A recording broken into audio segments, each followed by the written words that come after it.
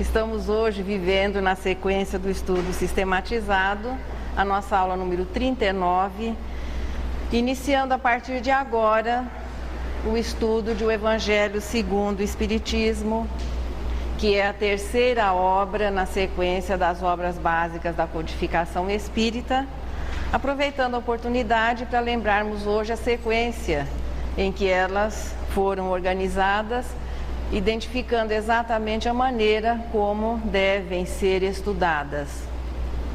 O Livro dos Espíritos em primeiro lugar, depois nós temos o Livro dos Médiuns, o Evangelho segundo o Espiritismo, a terceira obra, o Céu e o Inferno, a Gênese, e podemos depois acrescentar, embora não seja considerada a obra básica, mas vai contribuir em muito para reforçar essa base, que é obras póstumas, onde nós vamos poder conhecer um pouquinho a figura humana do codificador, já que nas anteriores, melhor dizendo, a figura humana que foi o professor Rivaio, já que nas anteriores nós temos apenas o trabalho de Allan Kardec.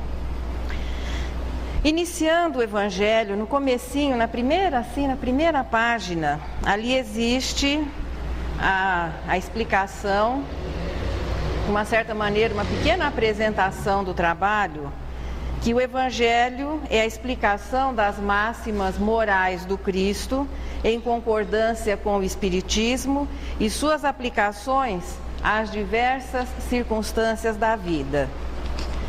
É o Evangelho segundo o Espiritismo, onde nós vamos encontrar o que caracteriza bem a doutrina espírita no seu aspecto religioso, já que ela se apresenta em três aspectos: o filosófico, que é a informação, o científico, que é a parte prática, é o estudo da mediunidade, sendo que o livro científico da doutrina espírita é o Livro dos Médiuns, e o aspecto religioso, que é a vivência de tudo aquilo que nós vimos nas obras anteriores.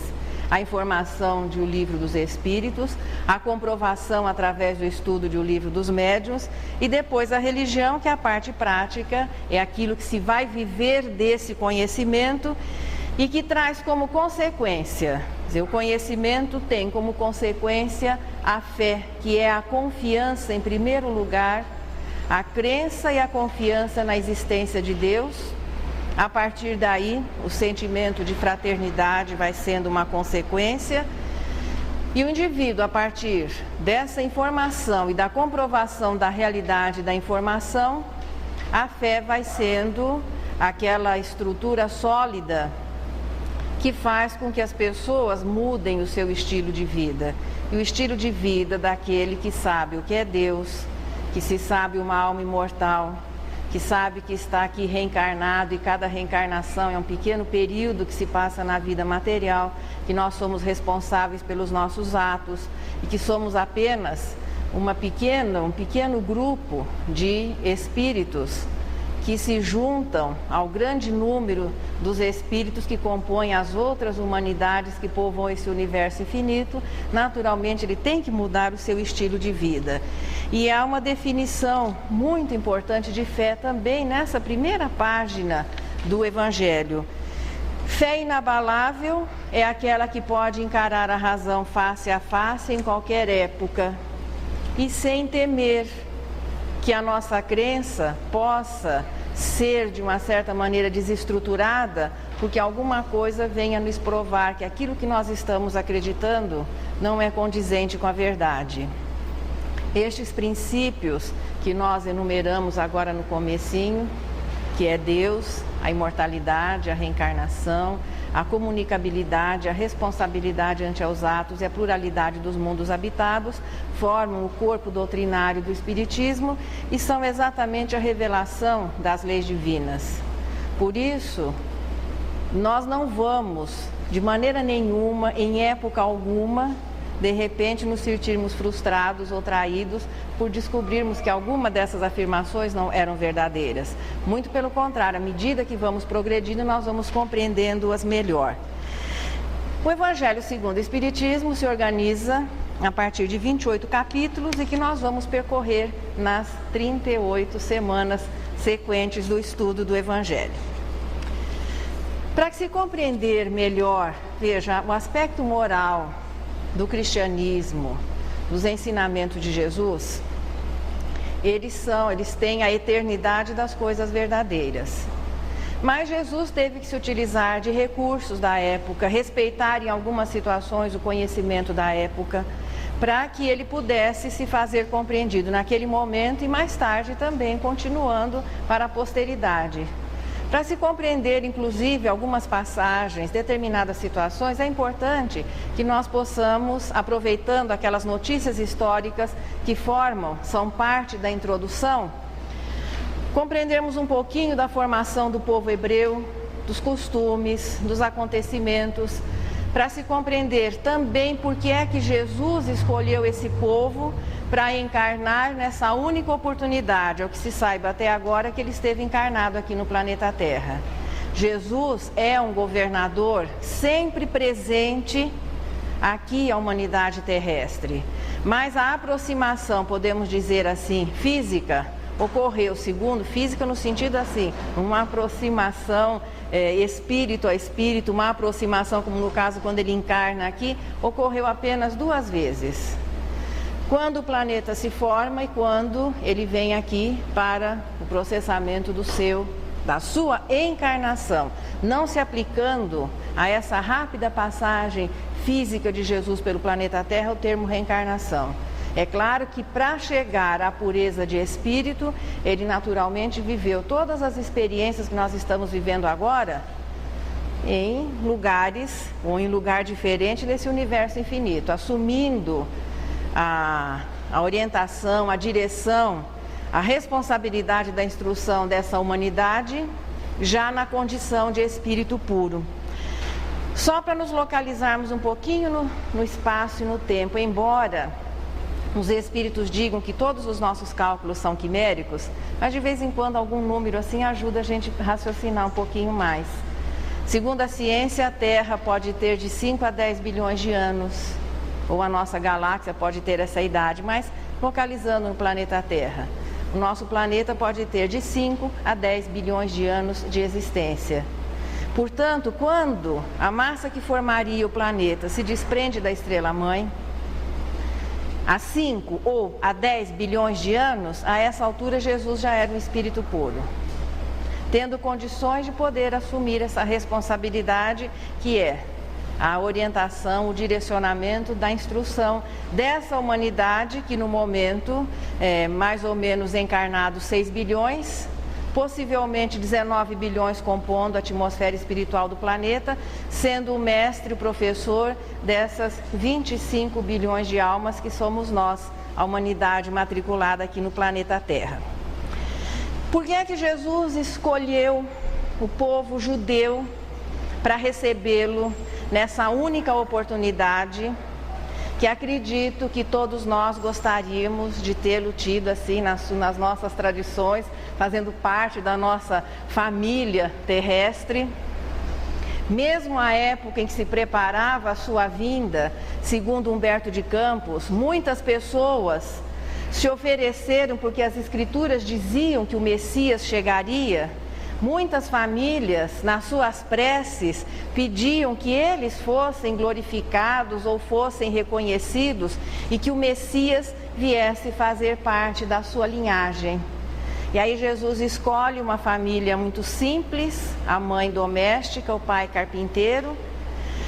Tão simples, segundo os valores humanos, foi a sua passagem, que o seu povo não o reconheceu.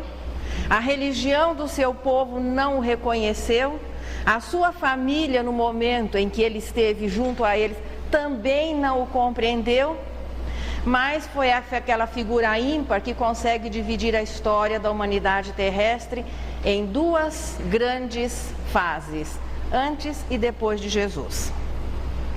Recuando um pouquinho no tempo, nós vamos passear um pouquinho lá pela Mesopotâmia, que é o vale fértil limitado entre os rios Tigre e o rio Eufrates. Eles nascem na Armênia e desaguam no Golfo Pérsico. O próprio termo Mesopotâmia significa entre rios. Então, as terras férteis daquela região, que é considerada o berço da civilização ocidental. Quando nós vamos rever um pouquinho da história, muitos acontecimentos se acumularam naquele espaço de uma certa maneira restrito, pequeno, muitos povos, muitos impérios, culturas, civilizações. Então, ali, uma região muito tumultuada historicamente no passado e que continua garantindo as notícias dos jornais, das televisões, dos rádios, porque ainda continua vivendo um processo histórico muito tumultuado. Deve ser porque são parentes muito próximos, tendo de uma certa maneira a mesma origem, e parece que as desavenças em família são assim até que muito comuns. Possivelmente aquela região reflita um pouco dessa dificuldade. É uma região fértil, contrariando aquilo que nós que vivemos aqui, onde o verde parece que ocupa todos os espaços que nós permitimos que ele ocupe, mas nós imaginamos que naquelas regiões não haja, a terra não seja fecunda, não seja produtiva. Sempre foi e continua sendo, desde que compreendida. O trigo ali é nativo, uvas, tâmaras, figos. Foi uma região tradicionalmente rica. Floresceram ali os povos semitas, oriundos do tronco ariano, que se estabeleceram vindos do Planalto do Irã. Deram origem a reinos e civilizações que influenciaram muito na cultura ocidental, e reinos, cada um vivendo sempre uma fase de liderança, muitos tendo se tornado poderosos durante, veja, essa fase de liderança, essa fase de hegemonia. Para o interior do continente, a civilização assíria, com características guerreiras, características assim mais rudes. Para o inferior, próximo ao delta dos rios, floresceu a civilização da Caldeia, que não é muito citada na história convencional, mas é muito conhecida quando se procura observar o lado místico da história, porque a Caldeia foi o berço da magia, e a Caldeia foi o berço do próprio povo hebreu. A região onde floresceu a Caldeia era de uma topografia assim favorável, favorecia aquilo que se quisesse ali realizar. Protegida pela natureza, existia uma rede de diques hoje soterrada que protegia as terras. Esses diques protegiam as terras das enchentes e garantiam a irrigação durante o período de seca. Uma economia estável, baseada na agricultura, na indústria e no comércio, evidentemente guardadas as proporções do conceito de indústria da época. Então, a indústria de transformação, propiciando uma vida melhor para as pessoas. A população ali composta de sumerianos, inicialmente de semitas, que depois, na fusão das duas raças, acabou prevalecendo a língua originária do povo semita. A lenda localiza naquela região o paraíso terrestre. Estou vendo o pessoal folhear o Evangelho, isso aqui não está na introdução do Evangelho ainda. Nós estamos nos aproveitando das notícias históricas para fazer uma pequena, assim, uma retrospectiva da formação desse povo, que vai nos permitir entender melhor muitos acontecimentos relacionados à vida de Jesus. As divergências entre os samaritanos e os judeus, e uma série de coisas que foram mantidas na tradição, na cultura desse povo, e que acabou interferindo no próprio trabalho de Jesus, favorecendo sobre um aspecto e atrapalhando sobre outros aspectos. Se nós folhearmos a Bíblia no Velho Testamento, no 2º capítulo do Gênesis, no parágrafo 10º ao 15º, melhor dizendo, no versículo 10º ao 15º, quando se fala da lenda do paraíso, no simbolismo que o Gênesis se utiliza para explicar o surgimento da vida, da civilização aqui no planeta Terra, eles dizem o seguinte: que do Éden saía um rio para regar o jardim, e que esse rio se dividia em 4 braços. Pison, Gion, Tigre e Eufrates. Como é que esse rio dava origem a esses quatro, não somos nós que temos a obrigação de explicar, porque o Tigre e o Eufrates nascem na Armênia. Então, se eles vinham do céu, o que se sabe que no simbolismo do Gênesis, ali era a localização do paraíso aqui no planeta Terra. Acho que o povo que vive lá ainda não sabe, mas em todo caso eles já estão vivendo na localização geográfica daquilo que era apresentado no simbolismo do Gênesis. A época, segundo a Bíblia, tudo teria começado há 6.000 anos. A história nos traz referência de 3.000, 4.000, até 8.000 anos, possivelmente datas em pesquisa histórica, alguma coisa assim muito difícil de ser compreendida. Mas, época, 6.000 anos, segundo a Bíblia, o início assim da civilização, o começo de tudo, possível segundo a Bíblia, 6.000 anos. A história, claro, com relação ao surgimento do planeta, bilhões de anos, mas com relação ao desenvolvimento, à civilização, há 4.000 anos, naquela região, o mundo já era relativamente civilizado e podemos recuar um pouco mais, até 6.000, 8.000 anos, as civilizações ali floresciam e os historiadores, existe muita divergência com relação a datas históricas, é um campo muito difícil de ser compreendido. Particularmente, nós temos a opinião de que os registros, as datas que a história nos oferece, o dia em que esses registros puderem ser melhor interpretados ou registros novos surgirem, com certeza a humanidade, no aspecto civilização, tem muito mais tempo do que aquilo que a história nos oferece hoje como referencial. Ali floresceram nessa região várias civilizações que deixaram a sua marca, a marca da sua cultura.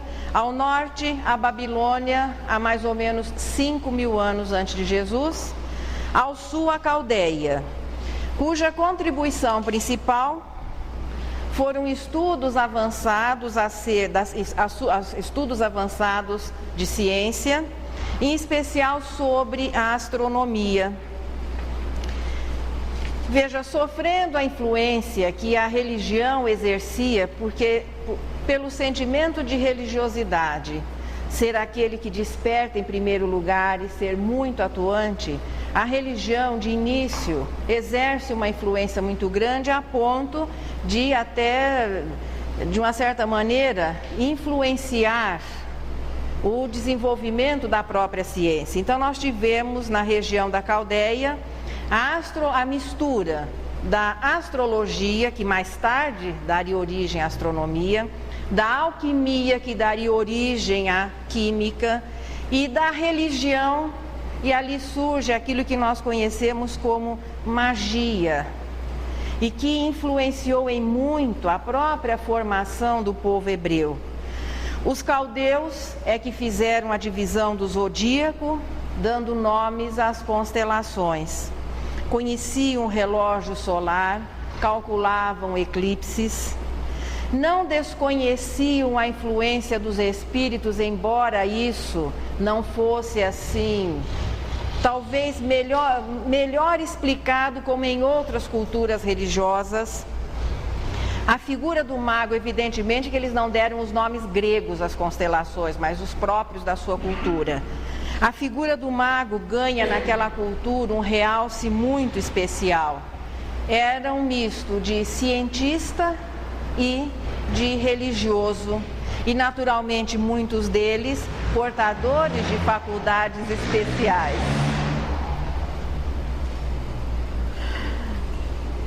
Respeitado pelos poderosos,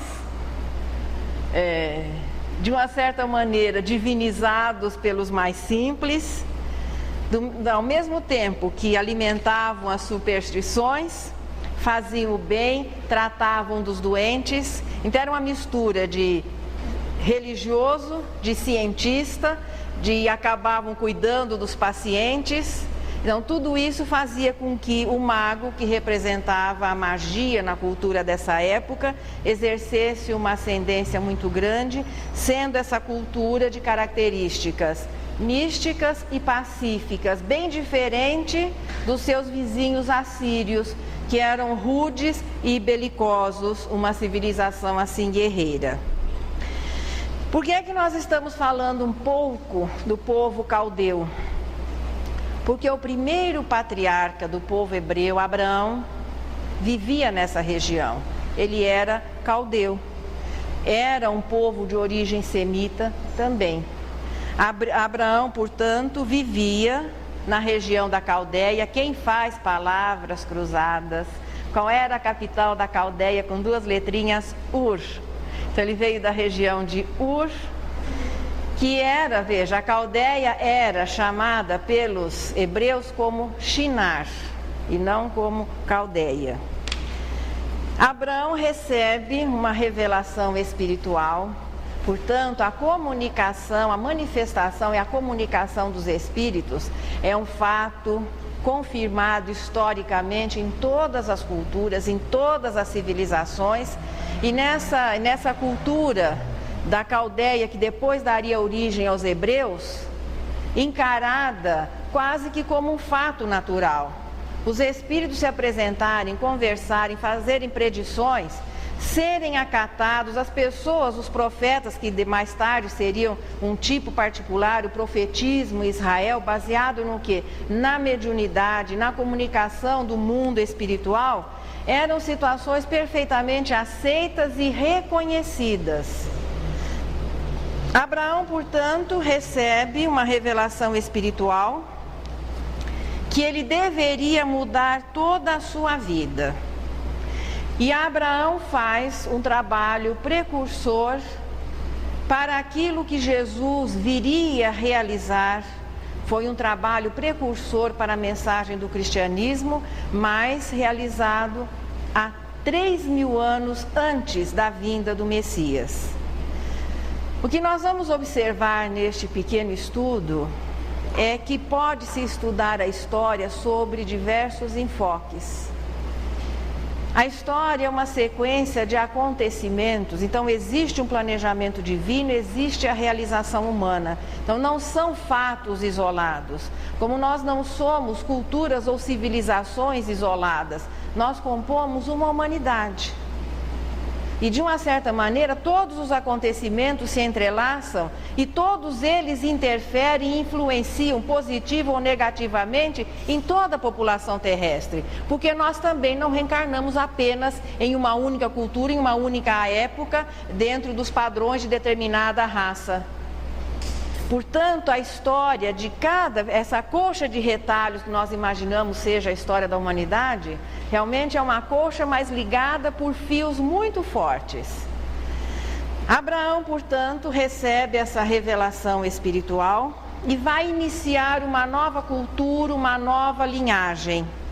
Seu pai se chamava Terã, e ele era casado com uma senhora muito bonita, de nome Sarai. Apresenta-se um espírito e os espíritos eram encarados como manifestação direta de Deus e lhe diz que ele seria pai de uma grande geração, que a sua descendência seria mais numerosa que o pó das estradas e as estrelas do céu. Abraão deve ter ficado olhando assim, encantado para o mensageiro que faz aquela revelação, porque ter filhos naquela cultura era alguma coisa muito importante. As famílias era importante que fossem numerosas. Naquela cultura, a poligamia era oficializada, então o homem podia ter várias esposas. E ter filhos, e principalmente o primeiro filho sendo um homem, era aquilo que todas as famílias pediam a Deus, aos deuses e depois, no caso aqui, a Deus. Só que quando o Espírito descortina para ele essa descendência fantástica, mais numerosa que a poeira das estradas e mais numerosa que as estrelas do céu, Abraão não tinha conseguido ter nenhum filho até agora, ele já estava meio desanimado. Não chegava o esperado bebê. Mas a história do povo hebreu, ela pode ser dividida, segundo os historiadores, em 5 períodos. O pré-mosaico, que vai de 3.000 a 1.400 a.C., O período mosaico, que vai de 1400 ao ano 1000. O terceiro período, em que não tem uma denominação, apenas terceiro período, vai de 1000 a 616 a.C. O quarto período, de 616 a 546, e o quinto período, de 546 até a destruição e a expulsão do povo judeu das suas terras. O Velho Testamento é uma narrativa histórico-religiosa. Vamos considerar uma visão parcial do assunto, porque foi escrita pelo próprio povo judeu, como toda a história nos oferece uma visão parcial, quando limitada, restrita à avaliação aos recursos de autores que viveram apenas aquele momento. Hoje, possivelmente a história haja uma visão mais objetiva, mas naquela época quem escrevia sua história não existiam os recursos fantásticos da comunicação. Portanto, a Bíblia não é o livro mais sagrado e nem o mais antigo, e nem se reporta aos acontecimentos mais antigos do planeta. É a visão parcial de autores, os 5 primeiros sendo atribuídos a Moisés, que viveram aquele seu momento histórico, ou que faziam algum levantamento, mas os recursos eram muito simples. Portanto, os 5 primeiros livros do Velho Testamento contam a história do povo hebreu, que daria origem ao hoje povo judeu. O primeiro dele, o Gênesis, onde é narrado o surgimento, a visão, claro, do Gênesis, do surgimento da vida, formação do universo, da nossa galáxia, dos planetas. Então é aquela visão, narração simbólica do assunto, se for encarada ao pé da letra e lógica. Vem depois o Êxodo, que fala da saída do povo hebreu do Egito, o Levítico, que trata das leis, a organização do culto, Números, que é o censo da população e a organização social, e o Deuteronômio, que trata das leis e das instruções de Moisés. Primeiro período pré-mosaico, que começa 3.000 anos antes de Jesus e depois vai encerrar-se 1.400 anos. Abraão, portanto, aceita aquela orientação, aquela sugestão revelativa e promove a mudança do seu povo, da região de Ur, na Caldeia, até o vale fértil do rio Jordão. Primeiro aspecto dessa revelação, a mudança, e um aspecto importantíssimo. A partir, veja, dessas conversas dos Espíritos com Abraão, sempre, quando a referência a Deus era na primeira pessoa do singular. Eu sou o Senhor vosso Deus. Era o lançamento da ideia monoteísta, da qual no futuro dependeria a própria revelação do amor, dependeria o trabalho de Jesus. Era o grupo de espíritos que já estavam preparados para entenderem Deus como um ser único e que estavam se agrupando dentro daquela cultura que oferecia as condições para isso, para que a ideia do monoteísmo se fortalecesse e o politeísmo fosse naturalmente sendo abolido das tradições religiosas da humanidade terrestre.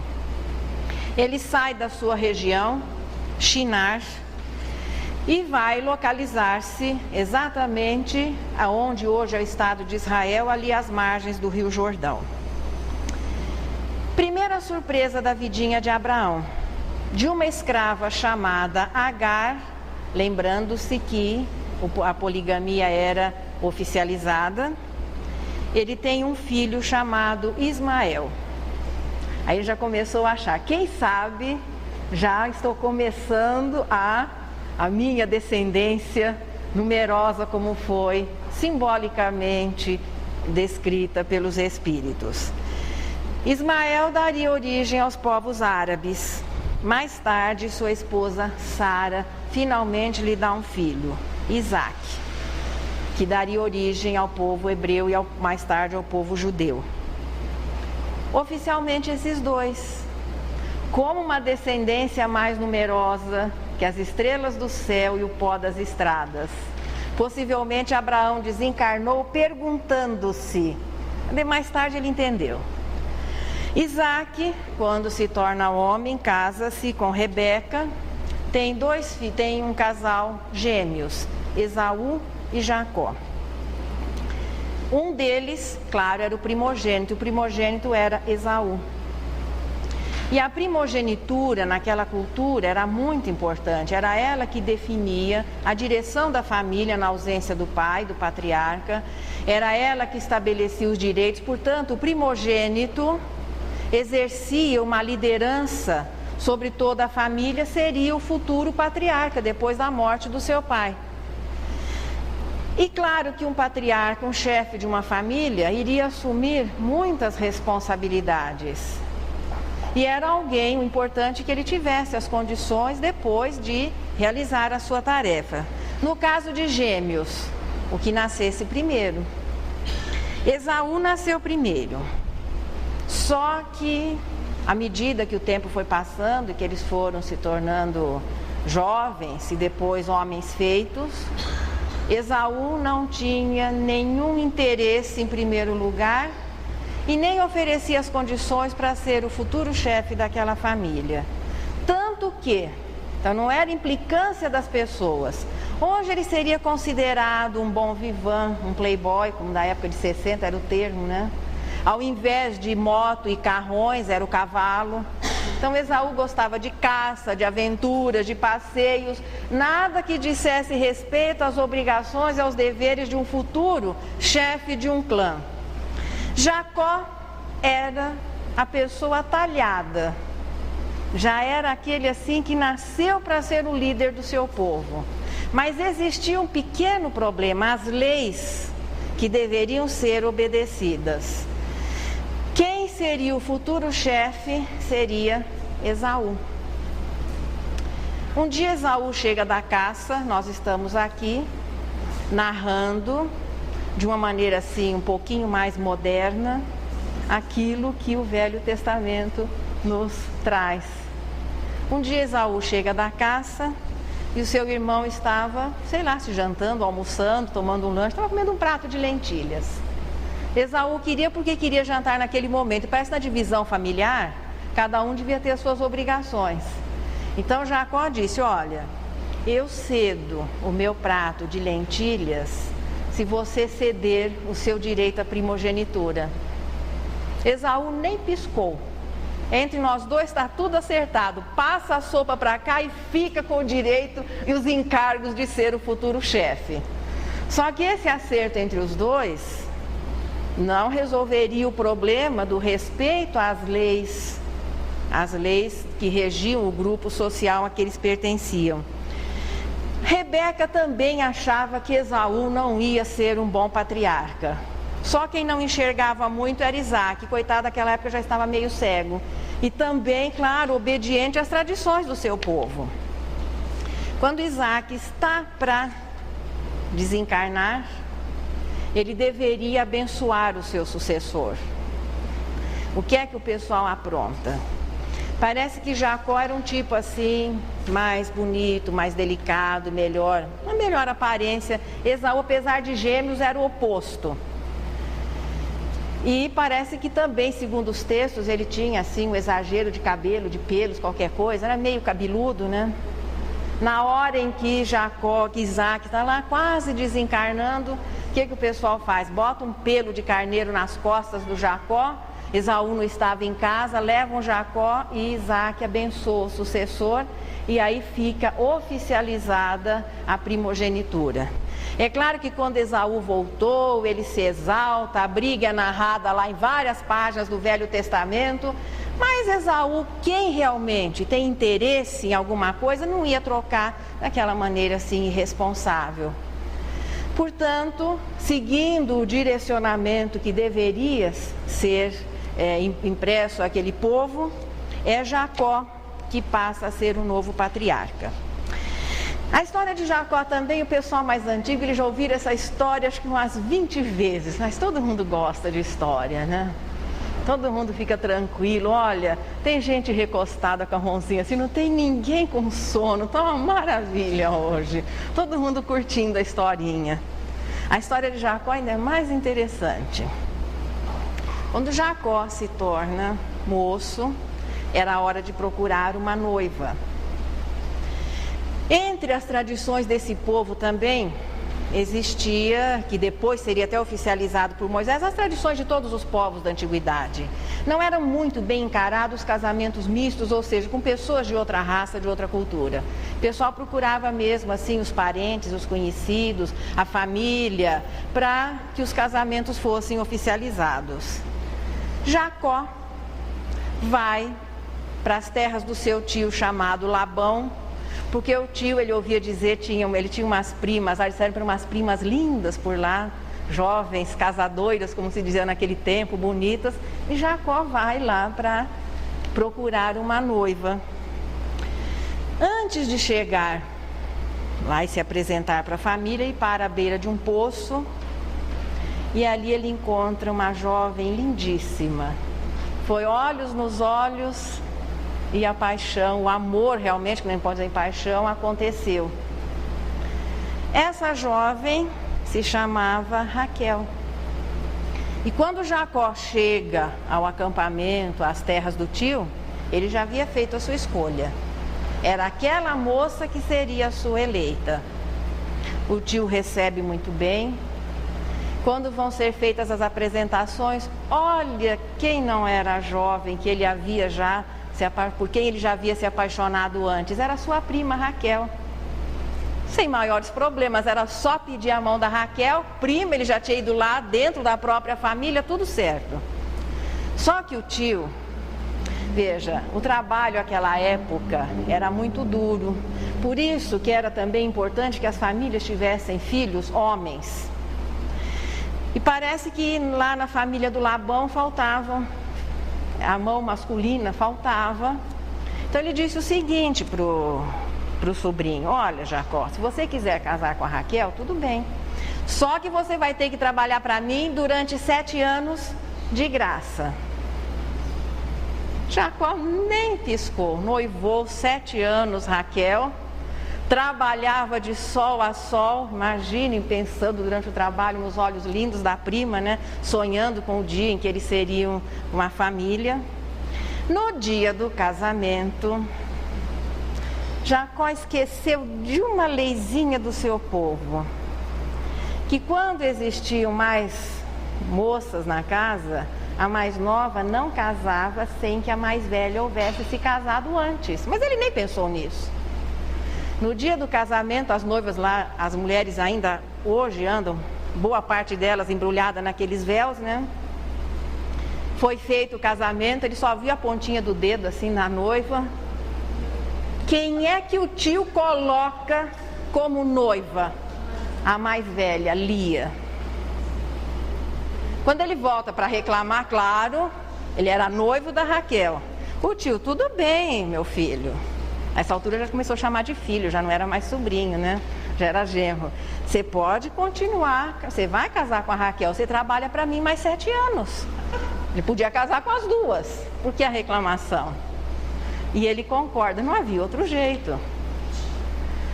E Jacó trabalha mais 7 anos para o tio. A história é tão interessante que Camões dedicou um poema lindíssimo a Raquel, Serrana Bela. E Jacó trabalha mais 7 anos, noivando durante 14 anos a sua Raquel. Mas enquanto isso, os filhos com a Lia foram chegando. Claro, ele teve com a Lia Rúben, Simeão, Levi, Judá, Isacar e Zebulon. 6 filhos com Lia. Com 2 escravas de Lia e de Raquel, Bila e Zilpa, Dan, Naphtali, Gader e Aser. Os homens estão todos sorridentes. Era naquela época, naquela cultura. E lá a poligamia era oficializada. E assim ele foi formando a sua família. Então, 6 filhos com Lia, mais 4 com as escravas. Quando se casa com Raquel, Raquel parece que demorou algum tempo para que pudesse ter o seu filho. E ela teve 2 filhos apenas com Jacó, José e depois Benjamim. A vinda de Benjamim custou a vida a Raquel. E Raquel desencarna no parto de Benjamim. Todo mundo ficou triste, fez um ó assim. Mas demorou um pouco, eles viveram alguns anos felizes.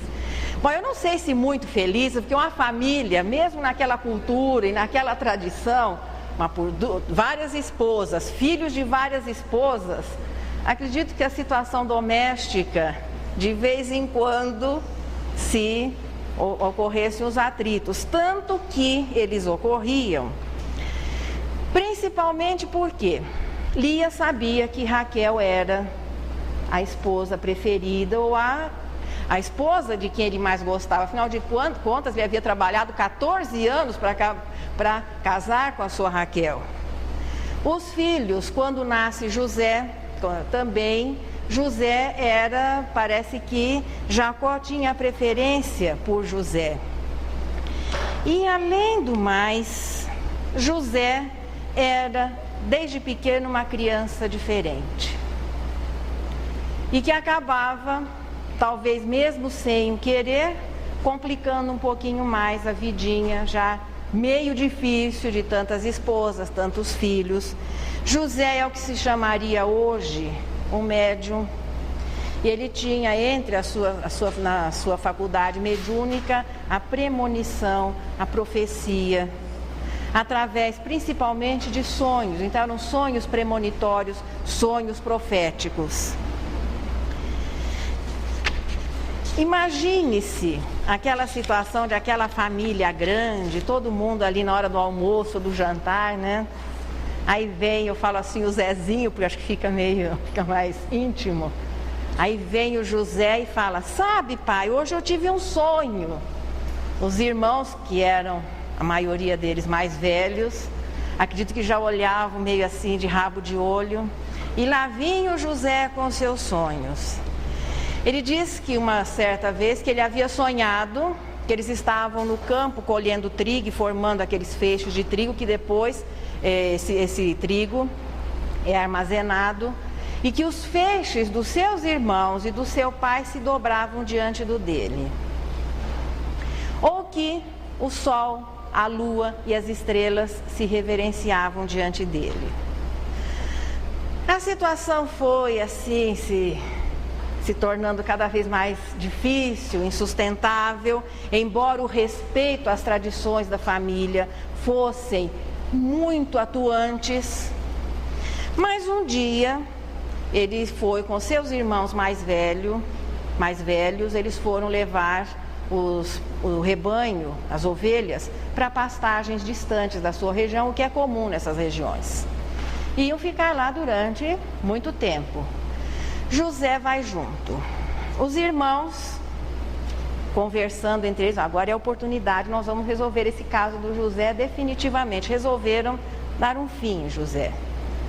E chegaram à realização, botaram José dentro de um poço, mais tarde iriam dar cabo dele, mas Rúben, que era o mais velho, chama os irmãos, fala: como é que nós vamos poder fazer uma coisa dessa, manchar as nossas mãos com sangue? Ele é nosso irmão. Independentemente da situação familiar difícil, e até por ser talvez o preferido do pai, é irmão deles. Só que depois que haviam colocado o jovem dentro do poço, se eles o soltassem, ele iria contar para o pai. O que é que eles fazem? Passa uma caravana de mercadores que ia para o Egito, eles vendem José para os mercadores, matam uma ovelha, mancham as roupas do rapaz com sangue, e quando voltam: olha, pai, acontece que as feras atacaram o rebanho e José morreu defendendo os seus irmãos, os seus rebanhos. Jacó chorou muito a morte do filho e José vai para o Egito. Parece que José era do tipo das pessoas que atraem confusão mesmo sem querer. Não posso dizer que ele seja um caráter excepcional, mas parece que ele atraía confusões mesmo quando não procurasse. José, que foi vendido para os mercadores, depois acaba sendo vendido para Potifar, que era funcionário na casa real. José é um escravo hebreu, coisa muito comum naquele tempo, fica mais ligado aos serviços domésticos da casa. E nós estamos contando da maneira, claro que de uma maneira mais descontraída, como é narrado no Velho Testamento. Só que Potifar tinha uma esposa jovem, e aquele escravo tinha uns olhos tão simpáticos, tão bonitos, e a esposa de Potifar começa a perturbar José. José, de maneira nenhuma, pelo menos é o que narra o texto, sabendo da situação dele ali, escravo numa terra estranha, ele tenta resistir à sedução, resiste bravamente, só que a moça acaba contando tudo ao contrário pelo marido, simula até uma agressão. E José vai parar nas prisões. Na prisão, ele tem como companheiros o copeiro e o padeiro do faraó. Não tendo o que fazer, o povo fica conversando, acho que dormia-se muito. E os dois têm sonhos e contam para José. José diz o seguinte, que o padeiro seria executado e que o copeiro seria perdoado e retornaria às suas funções de servir o faraó. A sua predição acontece, José continua na prisão, o copeiro volta ao seu serviço, passa um período, é o faraó que começa a sonhar. O povo, acho que naquele tempo sonhava, não tinha televisão, outras coisas, mas dormia mais, sonhava. O faraó começa a ter uns sonhos sequentes e aquilo começa a perturbá-lo. Ninguém na corte consegue decifrar o seu sonho. E ele sonhava que das águas do rio Nilo saíam 7 vacas. A vaca era o animal sagrado, era um dos animais sagrados no Egito. Saíam 7 vacas bonitas, viçosas, né? E vinham outras 7 magras, devoravam as primeiras, mas continuavam com a mesma magreza. E também surgiam 7 espigas bem granadas, bonitas, de pés de milho. Vinham outras 7 mirradas, devoravam as primeiras, mas continuavam mirradas. E o pessoal vai e tenta interpretar e ninguém consegue decifrar o sonho do faraó. O copeiro, vendo aquela correria toda na corte, fala, olha, lá na prisão onde eu estive, tem um escravo hebreu que é ótimo para adivinhar sonhos.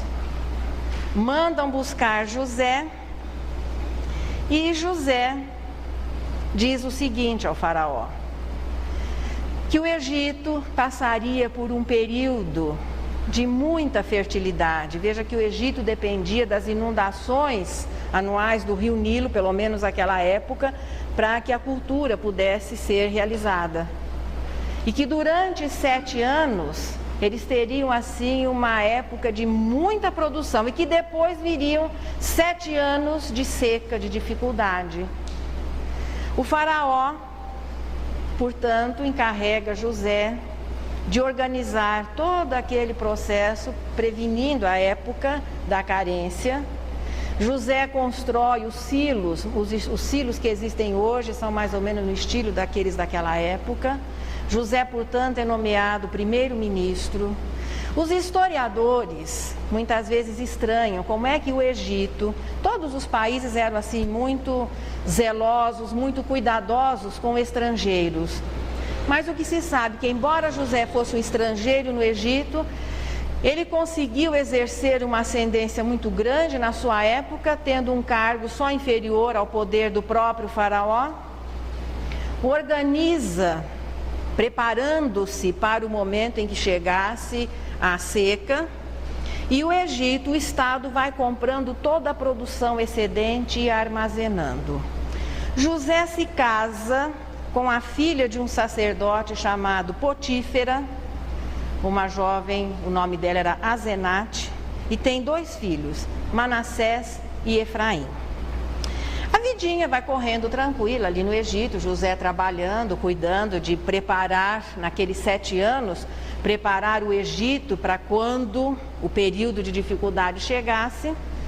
Quando chega a seca, tudo começa a se tornar difícil, as terras vão se tornando improdutivas. Esse problema não acontece só no Egito, mas em toda a região. A família de José, olha, voltando lá, seu pai, Jacó, pede aos seus filhos que vão até o Egito, porque eles ouviram dizer, os mercadores levavam as notícias, não era televisão não, os mercadores levavam as notícias de que lá no Egito existiam recursos, que o pessoal podia ir lá comprar os grãos, comprar aquilo que fosse necessário.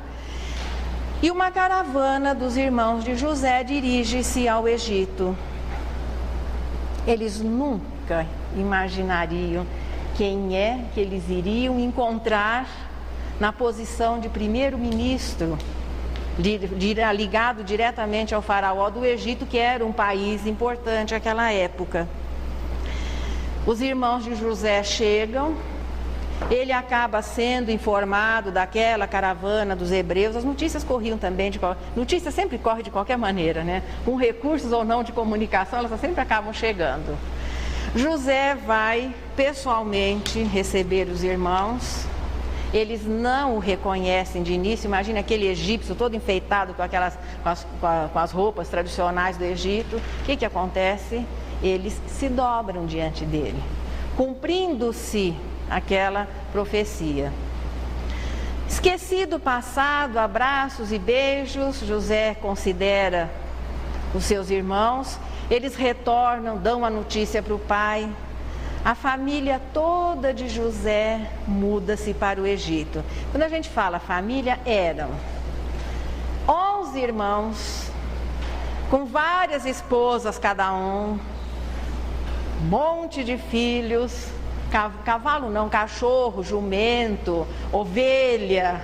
Então foi agregados, escravos, servos, foi toda uma população que se desloca do Vale Fértil, até então fértil do Rio Jordão, e vai se localizar nas terras do Egito. José fez naquela época, não vou dizer que começou por lá, mas José fez naquela época que nós vemos repetir na sequência histórica que muitos administradores e governantes fazem. Ele tinha o poder na mão, compra as melhores terras que podiam existir ali à disposição e instala a sua família toda da melhor maneira possível, com tudo a que tinham ou não tinham direito dentro das terras do Egito. Claro que o tempo depois vai passando, as pessoas vão desencarnando, o próprio José, passam-se alguns séculos. E quando nós vamos chegando ali por volta nós estamos aqui de 3.000 a 1.400, o Egito convivia com duas populações dentro das suas terras: o povo egípcio e toda aquela população oriunda do povo hebreu que se multiplicou, que cresceu. E, queira ou não, estava se tornando um problema social e econômico dentro do próprio Egito. Nós não estamos justificando as medidas que foram tomadas por um dos faraós, mas explicando possivelmente por que elas foram tomadas. Veja, os estrangeiros, nunca houve um processo de miscigenação. Eram os hebreus e eram os egípcios. Um dos faraós resolve confiscar os bens dos hebreus, transformando-os em escravos, e a partir daí eles são relegados, claro, aos trabalhos mais difíceis, a uma situação dura. Então foi uma inversão total daquela chegada assim brilhante à época de José. E é a maneira, veja, é o quadro social que Moisés vai encontrar quando chega para realizar a sua parte na tarefa. Segundo a história, Moisés foi filho de pais hebreus. Nós já estamos quase fechando esse trechinho. Segundo a história, Moisés foi filho de pais hebreus. Existem divergências históricas, mas nós vamos nos limitar àquilo que a Bíblia está nos oferecendo. O faraó, à época que Moisés nasceu, ele decreta a matança de todos os meninos, quer dizer, os nascidos, as crianças de sexo masculino, de menos de 2 anos, ele decreta a matança de todos eles, não se contendo a explosão populacional que, segundo o pessoal, existia à época. A mãe de Moisés e a sua irmã, Moisés já estava, enquanto ela pôde, ela escondeu o nascimento do menino, mas chegou a um ponto que a situação também era insustentável.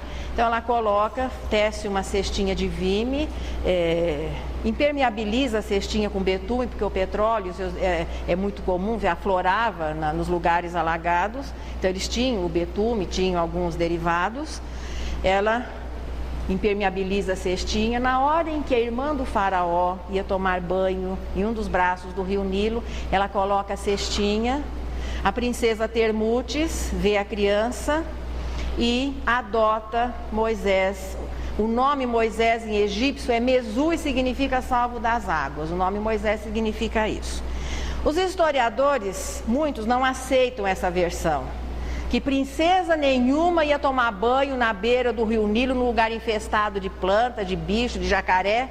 Ela tinha piscina de mármore que ela quisesse dentro do palácio. E muitos acham que Moisés teria uma origem, era mestiço, filho de egípcio e filho de hebreu. Muitos até achando que fosse filho da irmã do faraó. Quando surgiu o livro A Caminho da Luz, Emmanuel toca no assunto, mas não resolve o nosso problema, a nossa curiosidade. Ele diz que Termutes o adotou em seu amor. Aí você fica, essa frase tanto significa que pode ser filho, como pode ser alguém adotivo. Moisés vive por 40 anos na corte egípcia, sob a proteção da sua mãe adotiva, a princesa Termutes, recebendo a melhor educação que se podia receber na época. A este espírito estava reservado um papel muito importante na verdadeira história da humanidade. Caberia a ele oficializar a linhagem monoteísta do seu povo e libertar o povo hebreu da escravidão no Egito, porque era importante que essa ideia se fortalecesse. Moisés vive durante 40 anos na corte egípcia, depois ele se indispõe porque ele acaba assassinando. Ele não desconhecia a sua origem semita.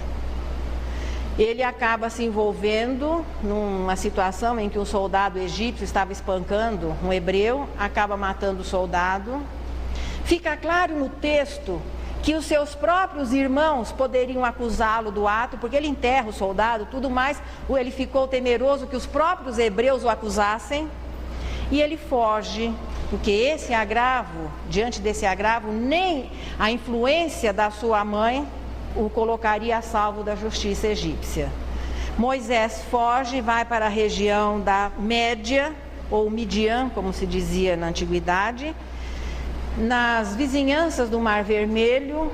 Ali ele se emprega ou é acolhido por um grupo de pastores, também de origem semita, chamado Jetro.